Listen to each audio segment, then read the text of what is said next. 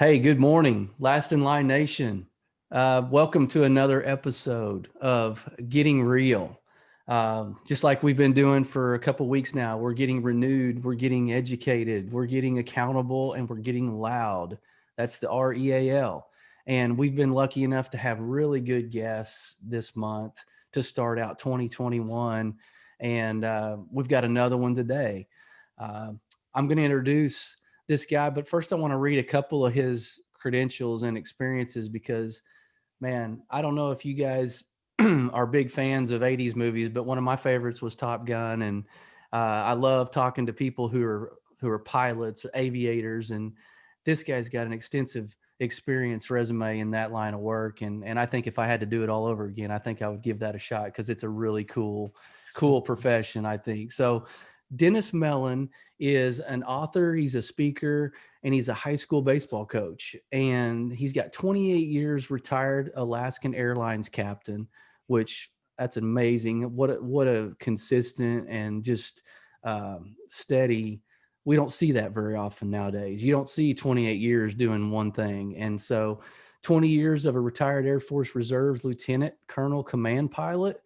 That's a mouthful, and I want to hear more about that because that sounds really neat. 5 years aviation consultant and safety auditor. So this guy has got he's got experience in the aviation world. And he's a John Gordon Power Positive Leadership trainer, which I know everybody probably listening to this podcast has heard of John Gordon. And he is a Brian Cain certified mental performance master. Now, those are a lot of things that some of you may be like, wow, that's incredible. Wow, what is, how does somebody become one of those? Well, you're going to get to find out. So we're going to tap into Dennis's brain a little bit today, and we're going to learn about leadership, and we're going to learn about how to get renewed and educated and accountable and loud. So without further ado, I would love to welcome Dennis Mellen. Well, thanks, John. I appreciate the opportunity today. It's always good to talk to people. I wish we could do this face to face. Absolutely. Absolutely. Well, man, there's a lot more uh, details to some of those things I read, but I noticed behind you that says "be a bean," and I'd like for you to maybe go into to what that means to our listeners, because I know you created this philosophy a little bit, your twist on it, and I think it's worth them hearing. So, can you give us some background on that? Sure. One of the things that I wanted to be able to do as I've gotten older is be able to pass on some of the experiences and knowledge. Although the knowledge portion, some people may doubt a little bit, but regardless, um, what as I was trying to think of what to call my company, what I do, I came across this idea of the little tiny coffee bean. We live in a world where it's similar to a boiling pot of water, roiling, boiling. Everything's always happening. We don't have any control over that environment. What we do have control over, you throw that coffee bean into that water, and it starts, after a while, it starts permeating the water and turning it into gourmet coffee. And I like to use analogies like, that bean goes through the roasting, the grinding, the brewing, the pouring before it comes out as something that smells good and tastes good. Mm. Well, if you're a leader, whether you're in a position of leadership or whether you're just one of the followers, you can still lead. You're the one that influences that water around you. So that's the concept behind it. That's awesome. Yeah, definitely. I get that analogy, and I love analogies, and I love coffee. So that's why I had to have you go into that in detail. So for the listeners, like, we're going to dive into this outline, and we talk a lot about, especially at the beginning of every year, we talk a lot about renewal. We talk a lot about resolutions and just recharging, refreshing, restarting. Um, what I think it's important to understand is that renewing our minds is a biblical concept. The world didn't just create this on their own.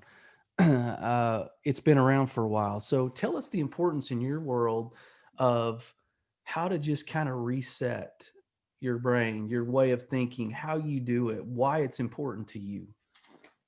Well, there's a lot of people that live uh, in a could have, should have, would have environment. They're always thinking about what they could have or should have done, and I like to think of it as more forward thinking.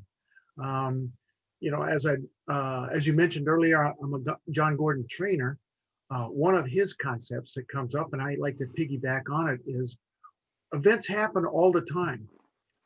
And there is an equation that he uses. It's E plus P equals O. And it's the event happens. We have no control over it. You can have a reaction to it. It could be a negative reaction. You could do no reaction. If you have no reaction, um, you're accepting the outcome however it comes. Mm-hmm. But if you can influence the outcome with a positive Mm-hmm. response to it, that's the way to live with. Instead of looking back at what could have, should have, would have happened, you look at what the lesson was and carrying it forward. When an event happens, you work to influence the outcome on it, because we're facing new challenges every day, and we have no control over those events. Now, these new challenges require resetting every once in a while. Everybody goes through that process. I'm not going to be someone that says, because I'm a positive leadership, that everything is positive all the time. I go through Yeah. life like a roller coaster. Yeah. There's highs and lows, but the concept is I'm always moving forward. So the way I renew myself is, okay, that's happened. That's it. It's a baseball analogy. That's in the scorebook. There's nothing I can do. Bring on the next pitch. What's going to happen here? Whether I'm off on offense or defense, Yeah. bring it on. So Yeah.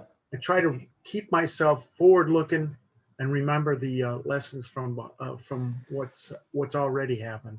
Yeah. Well, and I like that theory, because obviously every day is going to be different and you can't predict what's going to be thrown at you. And you can keep using baseball analogies this whole conversation if you'd like, because that's right up my alley. But I would ask, as a practical standpoint, I always like to get real practical for the listeners so that they can grab onto one thing that they can really start doing now.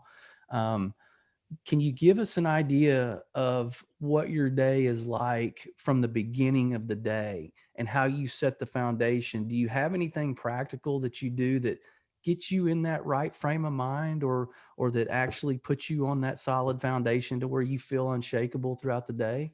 Well, yeah, there is. We tend to a lot of us tend to plan out the day. Here's what I want to do, um, or here's my work for the day, and we get distracted throughout the day. Whether it's an email that pops up, whether it's some sort of catastrophe at work, maybe your small business, the air conditioning's out for the day, and on a cold day that can make a huge difference. But those are pop-ups. So what I try to do is think about three things, because that's about as many things as you can handle in a day. Three goals for the day. And Mm. if at the end of the day, despite all the pop-ups that come up, if I've accomplished those, then I've had a good day. We can't control those pop-ups. Mhm. There are things that happen all the time that just are unpredictable during your day. And we've all done it. We've gone down the wormhole of we start in with this email, and then it's got a link, and it goes to YouTube, and then that refers back to Facebook, Yeah. and all of a sudden we've just wasted an hour. Well, it's if you have the three goals that you want to accomplish, the three things you want to accomplish for the day in your forefront. Maybe you need to put a sticky note on the computer screen, or on the door, or on the mirror. But as a reminder, these are the three things that I want to accomplish today. And it could be four, it could be two, but Hmm.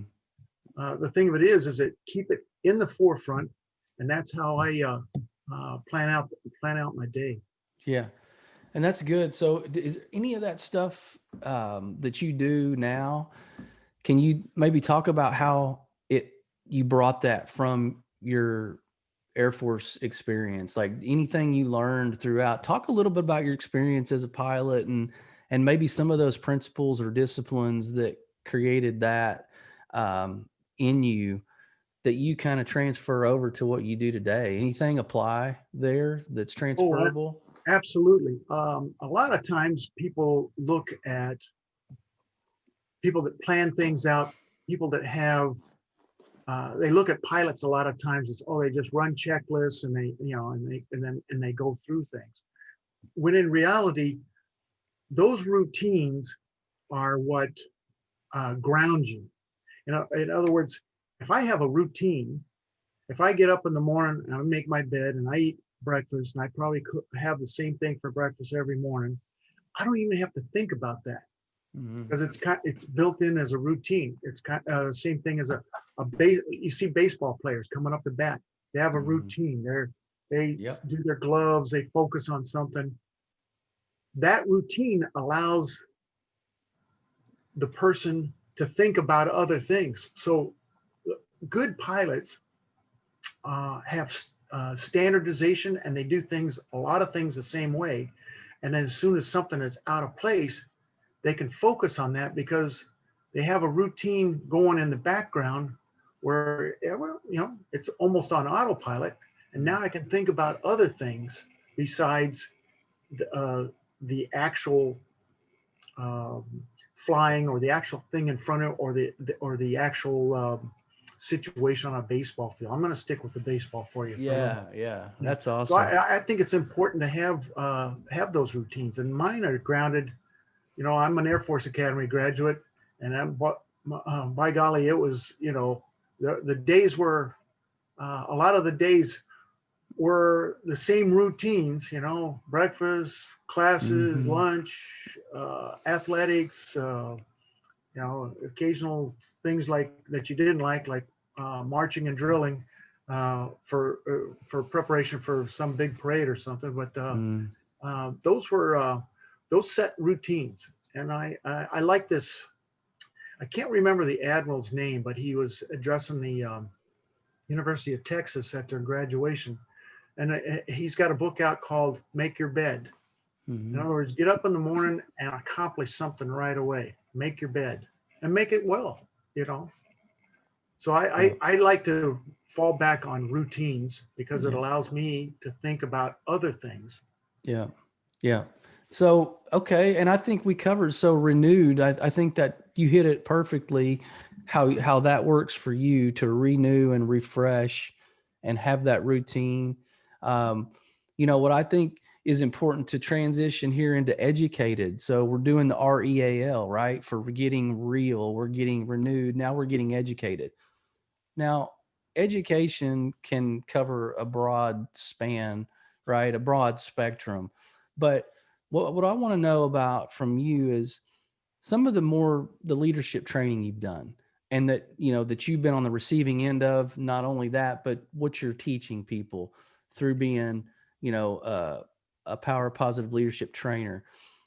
How, give us kind of an idea of the impact you made on people based on their learning. And because I think we all have to learn something continuously. It's not a destination. We haven't learned everything that we're going to learn.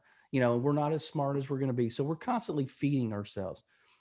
What have you seen to be impactful with the kind of training you're doing that you've seen impact other people? Well, I hate to fall back on trite business sayings, but Mm-hmm. as a person, having a continuous improvement process in mind. Uh, in other words, not being satisfied with where you are. Um, I'm thinking of a Vince Lombardi quote where he's talking to his players and says, "Gentlemen, we will pursue perfection relentlessly, knowing full well that we will never achieve it. But Mm. in the process, we may achieve excellence." So Wow. my idea is that I'm continually learning. And I'll tell you, even when I'm with the baseball players or with I'm in front of a group speaking, I'm always learning more than I'm giving out. Because what the I think they mention it as the real genius in the room are the people that are participating in it, not the person Mm, that's talking, not the teacher. mm, So I think having that continuous, that desire to continually improve, striving for the perfection, knowing that you never reach that, but in the process, we might reach excellence.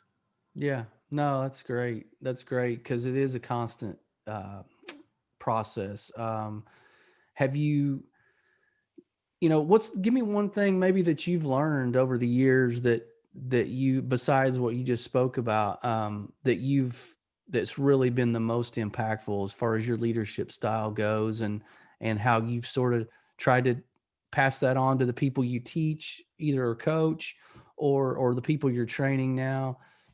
Give us maybe one or two tangible like nuggets that you've had impact with and that you've used to have impact in other people's lives.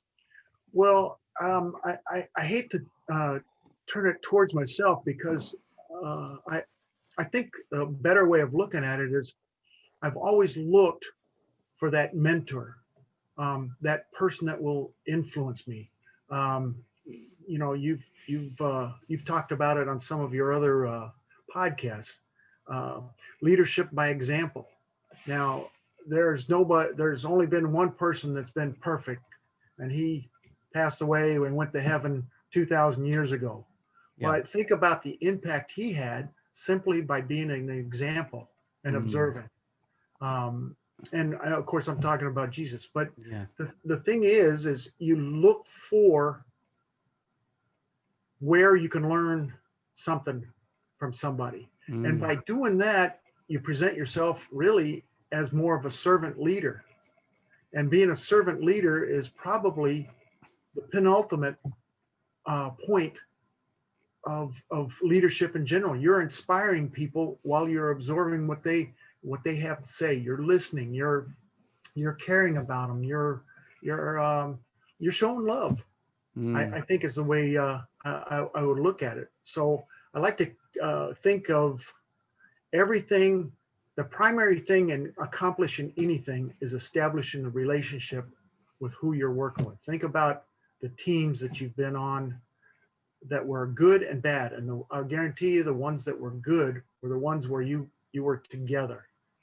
You yeah. worked together, and you put the egos aside. You kept inspired with the end goal in mind. Yeah. Man, it's almost like you knew what this show was called when you talked about servant leadership. It's almost like you did a little research because that's exactly what we build around here. That's what I feel like the world needs more of. If we multiply servant leaders, man, that philosophy is going to just replicate and have a ripple effect of goodness throughout the world. I firmly believe it because it, like you said, 2,000 years ago, it was proven to work. So Right. we've got all these variations of leadership out there now, but man, what I've tried to do with last in line leadership, it comes right out of the Bible about he who's first will be last and last will be first. And that really is a picture of servant leadership. I'm glad you said that because um, if we're not pouring into others to watch them succeed and helping them identify and utilize their strengths so that they can be better, and then that becomes a domino effect. If we're not doing that, I think we're missing something. I think we're missing the full picture of what this is supposed to look like. So the fact that you mentioned a mentor is a perfect segue to the next bullet point, which is the A in getting real, which is accountable. Um, we talk about accountability, and sometimes people don't like the A word. Sometimes they feel like it's a little smothering or it's somebody that's micromanaging them, uh, watching every move to crack the whip when somebody steps out of line. And that's really not the accountability we're talking about. Accountability is a good thing. It's it's having that person that you or that those people that you trust enough that can hold the mirror for you and let you look at yourself at a closer, look closer at yourself and really identify things that, blind spots is what I call them. And if Right. you have anybody in your life that can identify those blind spots, that's a good thing because, we talk about Bible says, iron sharpens iron. So we've got to have those people that keep us sharp, and we do that for them as well. Is there anybody, one or two people throughout your life that stand out to you? Talk about how they were a good accountability structure or a mentor for you. Well, my dad passed away 26 years ago, and he still has a tremendous influence on me. Mhm. Far from a perfect man, there were family troubles and things like that. But at one point, he readily admitted a mistake that he made, and from that point on, he was a different man. Everybody comes to a point in their life where something happens, and you have an epiphany. And this is the way I'm going to move from here forward. Mm. Uh, there's going back to the baseball analogy. Once it's in the scorebook, there's nothing you can do unless you're going to cheat to change that scorebook some way. There's nothing you can do. Take the lesson, move forward. There's another person that I've really admired, um, and it was such a subtle way for him to teach it. And he's actually, well, you know how they say that the five people that you hang around the most, not including your family, but five people that you hang around the most are the biggest influence on you. Pick the right five people. Pick some, Mhm. uh, I wouldn't have any problem at all finding somebody that was superior to me in intellect, in actions or anything. That leaves like 7 billion people. But the point of it is, is pick people that you feel like are above your station, that you can emulate, that you can learn from. We alluded earlier to to Jesus, but I have a friend, very close friend that I went to the Air Force Academy with, that lived down the hall. Um, Tom Kemp's his name, and the influence that he had. Now I'm really a stubborn guy. I get adamant about things, and I don't. I might even be a rebel. I don't like to be told things. But through discipline, I've learned to either control it or change the way I look at the situations. And I think that's one of the things that I learned from him. I think the guy's heart beats maybe twice an hour. I don't. I've very rarely seen him Pretty get even angry. keel, huh? Yeah, no, and he's been a pretty successful guy. He ended up being the vice president of flight operations at Alaska Airlines, and a pretty Mm. sharp guy. So I'd have to hand him the mantle of being one of my mentors, and commensurately, best friend, one of my best, two or three best friends. So That's great. No, that's great. And something stood out to me when you were talking about moving on and having somebody that's a few steps above you. Um, I always talk, and we talk about baseball. So I'm a baseball coach too, volunteer baseball coach for a junior high team. And um, we've always said to them, you know, have a short memory when it right, comes to mistakes, that you make, because if we live in that, we'll carry it, and it will affect how we walk the next few steps ahead of us. yeah, So, yeah. do you have anything to add to that?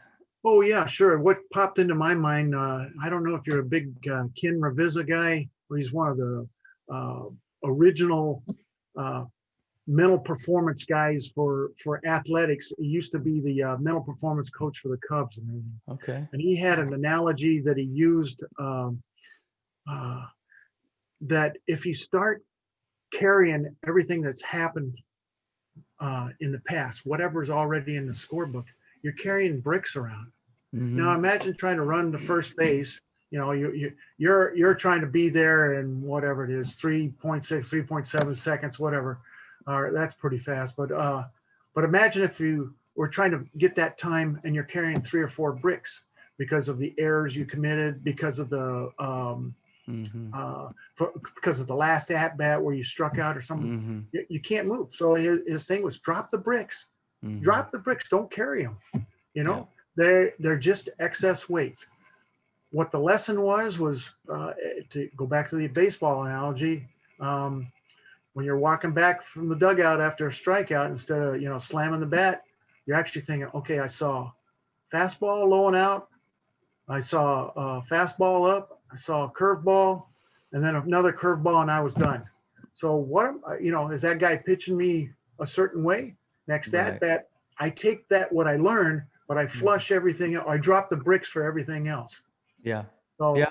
it's same thing in business, same thing in anything. Don't carry the bricks. Yeah. Carry the lesson, but leave the bricks.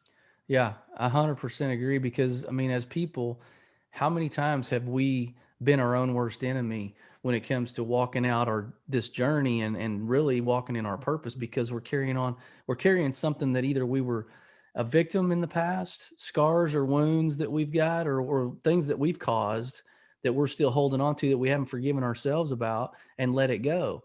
So that's a good point, and come from the accountability standpoint, when you're talking about mentors and we're talking about finding somebody that's better at certain things or further up the chain than you, without lack of a better term. But, I always talk about, I don't want my son to be the best player on the baseball team that he's on. I don't want him to be the best. I want him to be right in the middle, because if he's the best, then, the team needs to be, he needs to be right in the middle, because then there's people that are better than him that push him. If you're at the top, who's pushing you? So I think it's good to find an accountability person that's really going to push you, that's going to speak the truth, somebody that you trust. Um, and in my life, I've got several of those people, and it's been guys that I've respected from a spiritual standpoint, because I've made those choices based on other criteria in the past that really didn't work out, because I thought they made more money, or they had a cooler car, or they were influencing in the business world, and those are all good things, but that wasn't probably the best for me as Right. criteria to choose a mentor. But man, are you that for anybody? Because I had a guest on last week that made a great point. He said, you need to be a Paul for somebody, and you need to be a Timothy to somebody. So a Paul to somebody is basically that mentor. Are you pouring into somebody right now? Like, can you have any examples of how you're pouring into somebody that's maybe you're their mentor? And what are some tips Yeah. you can give the audience right now that are looking for best ways to be that for somebody? Well, I've actually talked to several, 2 or 3 people that I actually count as my accountability buddies. Mm, And one, it's somebody you can bounce ideas off of, but mhm. also, uh, when something happens and it's an outcome that you didn't really want, or that you could have influenced better, I can go to these accountability buddies. And the analogy I use is, yeah, we can go back to Top Gun, where you're either the lead or the wingman, Yeah. or the wingwoman for that matter. Yeah. So I've actually gotten to where I've got 3 or 4 accountability buddies. One person in particular that I've developed over the last few months, I call my wingwoman now, and she loves that term. Yeah. We do a few speaking engagements together on positive leadership, um, and transformational conversations, which is her name's Lori Parrish. And here's the funny thing about it is, we've never met face to face because of COVID. This is we've been in touch with each other since probably March of Mm, last year, but we've never met face to face. We've been on Zoom calls and those other things. So it's actually, I'm referring back to what we were talking about earlier. You pivot to whatever the conditions are right here, and yeah. we've become pretty good friends in that regard, simply by checking up on each other and uh, and doing presentations together on Zoom. Mhm.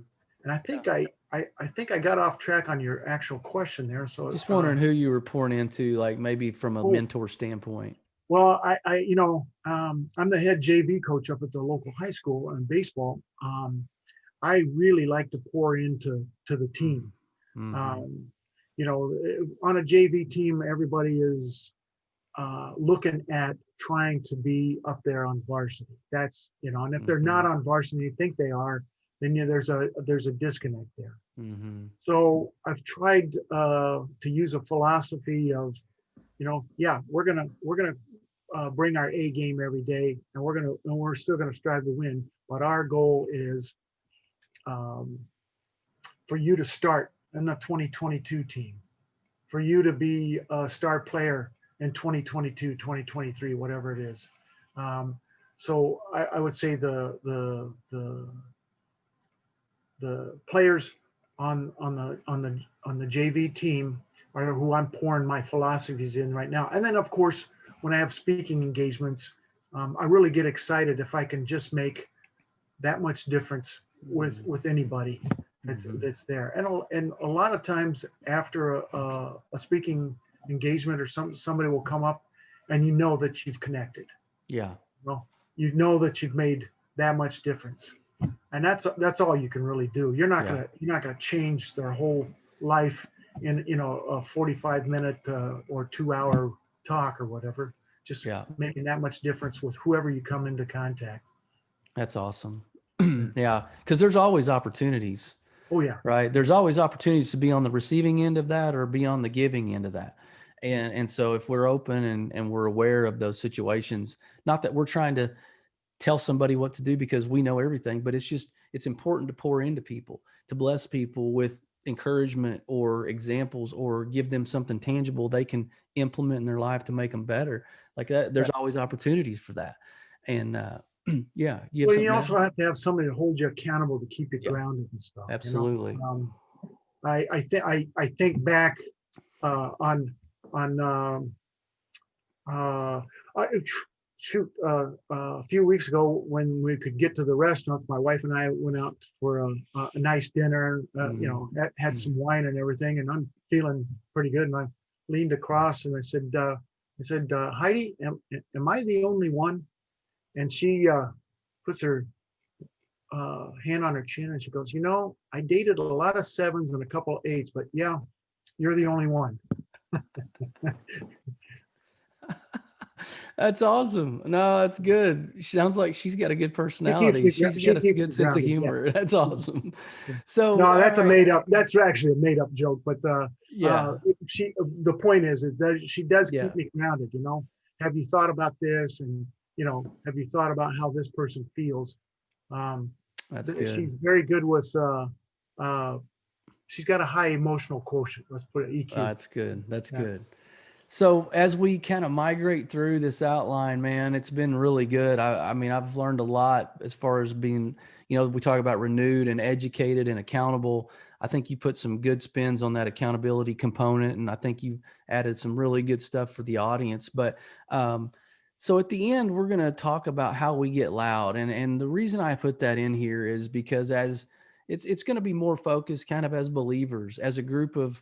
of believers that we're in this world and we're navigating, and it's not always great. Like we're not always in a group of people in our little bubble, of like-minded Christians that are all around us, and we're singing the kumbaya stuff. It's not always a pretty picture. Like we're Yeah. in environments at our work, in athletics, wherever, that people don't necessarily see things the way we see them from a spiritual standpoint.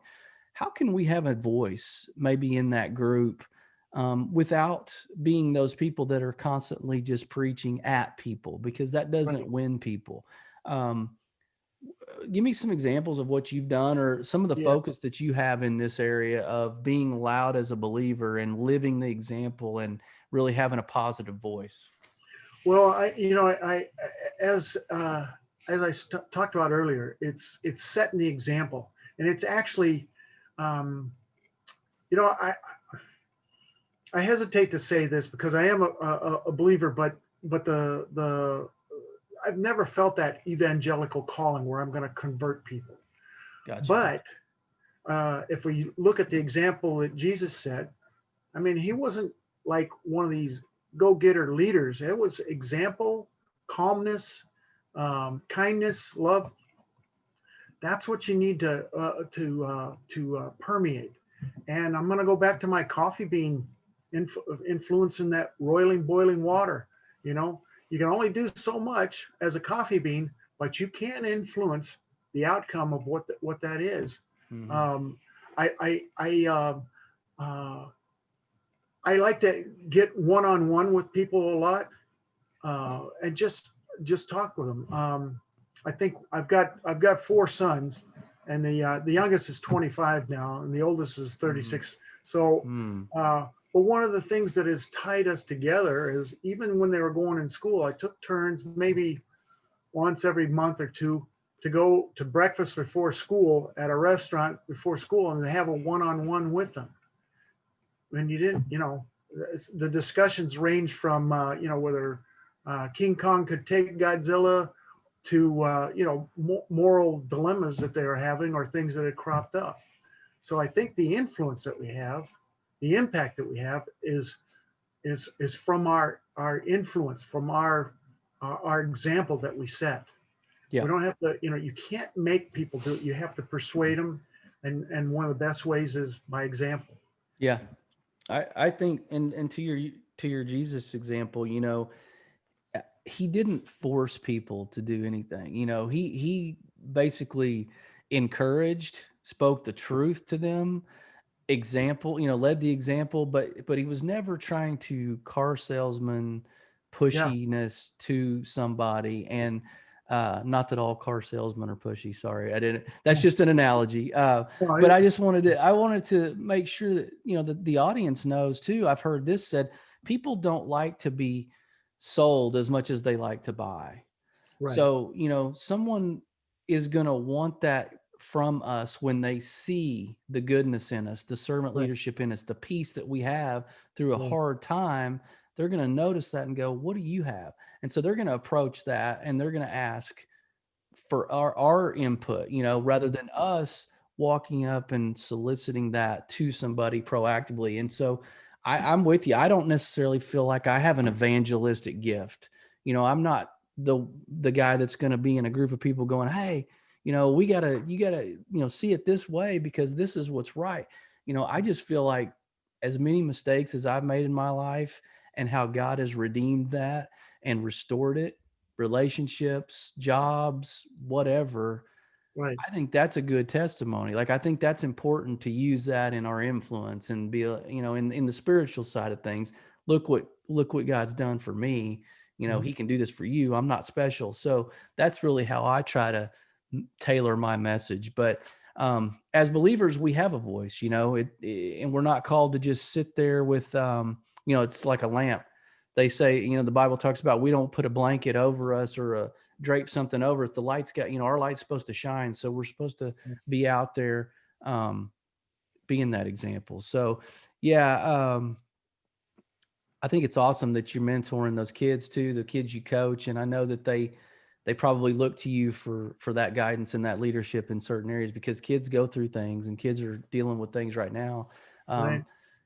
Do you have any ways that you can see us as believers or our faith or just the Christian faith in general, how in a kind of a dark world, how do you see this playing out? Do you see us having that influence and being that light? And how can we sort of bridge the gap with, we've got socioeconomic problems, we've got racial division, we've got all this going on. There's a place for the church. There's a place for believers to help bridge that Well, gap. and I think the way to approach that is that there's so many commonalities with people's core morals. I mean, we can talk about 10 Commandments, but that came from Right. Jewish faith Right. originally. Um, there's something similar in every other Islam, Taoist, Hindus, whatever. Um, they have some sort of creed or code that includes every single thing that's in that. Mm-hmm. There's a lot of, and the way we need to do that is to connect with them to see where the common ground is. Mm-hmm. Maybe we're not going to change change them to Christian. But I think in the background, God's working through them, Right. presenting himself in a different way to them. I'm Yeah. not I'm not getting into Hmm. which which supreme being, Yeah.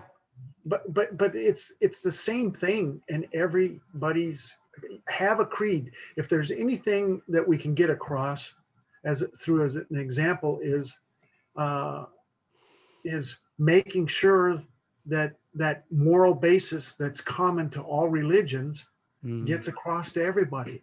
And once that's there, maybe we can come together in a different way. Yeah. It sounds like it's a little muddled there, but again, it gets into the example, the influence that you have, um, and bottom line is we're in it. We're on a ride. We're not in control. Yeah. We can influence, but we're not in control. Yeah. And I And we think can that's the most important thing is influence. The and we can influence. get loud. Yeah, we can get loud without using our voices. We Right, our right. actions can speak for us a lot of Well, I times. mean, think how many Christians are there in the world? 2 billion, 3 billion? I don't know. But to think of how loud um, Jesus was to create that environment where there's Yeah. two, Yeah. 2 billion, 3 billion people following him. He Yeah. got loud, but not physically loud. Yeah. I mean, that's the influence that a servant leader has. Absolutely. Yeah. That's awesome. Well, I think we've covered a lot, and the audience is probably wanting to know a little bit more about where they can find some of your resources, because I know there's more layers to some of the training you do, and there's more layers to. I think you have a book out, right? You're an Yeah. author. So what we didn't talk about, and I want you to go just briefly into it to close out, is your story, just personal and kind of something that you had a big moment in your life, whenever we spoke off air. So talk about that a little bit, and then where they can find some of your resources. Okay. My life has been kind of inverted. Most people uh, go through muddle through school, get to high school, and then they start thinking about what am I going to do after high school? Am I going to college? Which college? What career? What path I'm going to do? But I had a signalness of purpose. My father was in the Air Force, and at 10 years old, as I'm sitting on the ground looking at the airplanes overhead, I'm going, hey, that's pretty cool. That's what I want to do. And so for the next 46 years, that's all I thought about. And I had my last flight back in October of 2008. And I remember it was a beautiful day from Seattle down to San Diego and back. Here I am, a captain on a 737, 160 people. Maybe some of them are going down for vacation. It was a beautiful day all the way down, all the way back, smooth ride. And I remember at one point, after all the workload decreased a little bit up at cruise altitude, I'm leaning against the window, looking down at the city of Eugene, Oregon, and going, "Hey, look at all those people down there. I wonder what they're thinking about." And of course, they're down on the ground. They're going, "Hey, look at those guys up there. I wonder what they're thinking about." And it just kind of hit me. I go, I've been doing this for over 46 years of developing into this, and I'm making this job look easy. But little did I know how things were going to change. A day later, I'm out mountain bike riding because I was a physically fit guy, and in an isolated spot of the Cascade foothills, not too far outside of Seattle, and I had a heart attack.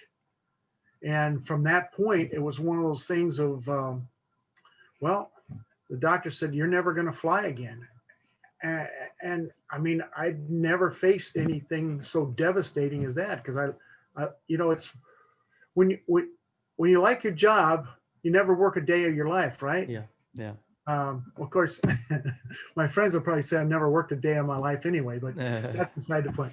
But anyway, that was my epiphany, and I kept trying for the last, I don't know, 6 or 7 years trying to find that equivalent job where I felt like I wasn't working, and I struggled. And I finally came upon got to the point where,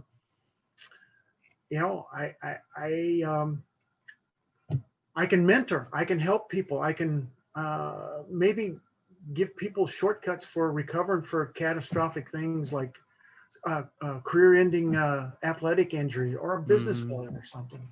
So at one point, um, I started writing journal stuff, and then when COVID hit, I went, now what do I do? I can't get out doing all these different things. So I started writing, and I wrote a book called "Takes More Than Heart: Changing the Journey's Challenges into Opportunities." Because as I look back on my life, I kept looking at these challenges that came up, how they weren't satisfying. I mean, I had a job one point where I was traveling all over the world, teaching and consulting with airlines. I was in Nairobi, Kenya, Manila in the Philippines, literally all over the world. But it was kind of telling on my family. And so I eventually said, hey, I can't keep commuting 10,000 miles to my job, Yeah. Um, and so I basically fell into this positive leadership, power of positive leadership, and writing a book and coaching and making a difference in people's lives so that they don't have to go through the same mental recovery that I did. Yeah.